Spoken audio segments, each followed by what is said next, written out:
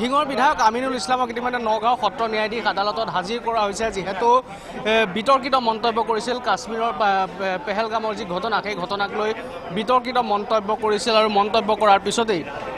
নগাঁও আৰক্ষীয়ে বৃহস্পতিবাৰে নিজ বাসগৃহৰ পৰা জুৰিয়াৰ বাসগৃহৰ পৰা গ্ৰেপ্তাৰ কৰিছিল আৰু তাৰ পিছতেই আজি যিহেতু নগাঁও আদালতত হাজিৰ কৰোৱা হৈছে আৰু যিহেতু তেওঁৰ বিৰুদ্ধে আচলতে বিধায়কগৰাকীৰ বিৰুদ্ধে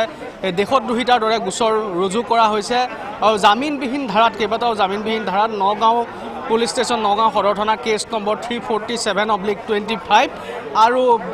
ভাৰতীয় ন্যায় সংহিতাৰ 152,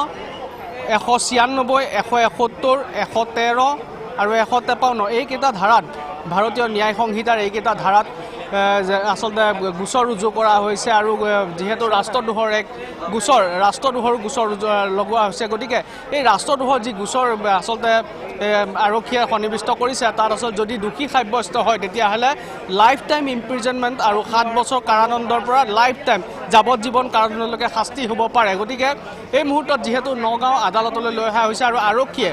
বিধায়কগৰাকীক ৰিমাণ্ডত বিচাৰিব কাশ্মীৰৰ পেহেলগামৰ যি ঘটনাক লৈ আচলতে বিতৰ্কিত মন্তব্য কৰিছে আমি কথা পাতিবলৈ ইয়াত স্থানীয় লোক অপৰাধ এইটো ভাল শাস্তি হ'ব লাগে তেওঁ দেশদ্ৰোহীৰ দৰে কাম কৰিছে এইটো ভাৰতবৰ্ষত থাকি তেওঁ এনেধৰণৰ ভাৰতবৰ্ষৰ বিৰুদ্ধে মন্তব্য কৰাটো একেবাৰে সমীচীন হোৱা নাই যিটো সময়ত চৰকাৰ কাৰোবাৰ বিৰুদ্ধাচৰণ কৰিছে সেইটো বেলেগ কথা কিন্তু এই সময়ত তেনেকৈ ক'বলগীয়া কথা আচলতে নহয় আপোনালোকে কি বিচাৰে আমি এইটো দুখীয়া যিহেতু আমাৰ এনেকুৱা এটা দুৰ্ঘটনা হৈছে একে সময়তে সকলো মাৰ বান্ধি থিয় হৈছে তাত তেখেতে এটা দেশদ্ৰোহী বক্তব্য ৰখাত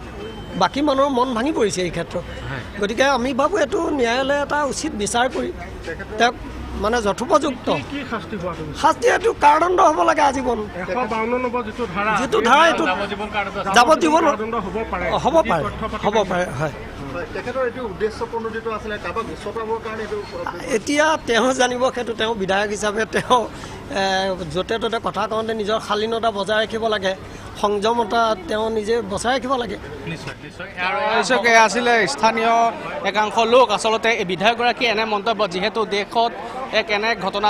ঘটি গৈছে যি ঘটনাত আচলতে শোকস্তব্ধ হৈ আছে আৰু এই ঘটনাক লৈ আচলতে যি মন্তব্য কৰিছিল এখন সভাত এইগৰাকী আমিনুল ইছলাম ঢিং সমষ্টিৰ বিধায়ক আৰু বিধানসভাৰ সংবিধানৰ শপত লৈ পবিত্ৰ বিধানসভাৰ মজিয়াত আসন গ্ৰহণ কৰে সেইগৰাকী ব্যক্তিয়ে আচলতে এনে দেশ বিৰোধী যি মন্তব্য কৰিছিল সেই মন্তব্যৰ বাবে আচলতে নগাঁও আৰক্ষীয়ে ৰাষ্ট্ৰদ্ৰোহৰ গোচৰ ৰুজু কৰিছে আৰু বৰ্তমান সময়ত বৃহস্পতিবাৰে গ্ৰেপ্তাৰ কৰাৰ পিছত বৰ্তমান সময়ত নগাঁও সত্ৰ ন্যায়াধীশ আদালতলৈ লৈ অহা হৈছে আৰু আৰক্ষীয়ে যিহেতু 3 দিনৰ জিম্মাত বিচাৰিব বুলি আমি জানিব পাৰিছোঁ গতিকে ন্যায়ালয়ে অৱশ্যে কিমান দিনৰ জিম্মাত দিয়ে সেয়া লক্ষণীয় হ'ব কিন্তু আৰক্ষীয়ে এই মুহূৰ্তত নগাঁও সত্ৰ ন্যায়াধীশ আদালতলৈ লৈ আহিছে ঢিঙৰ বিধায়ক আমিনুল ইছলামক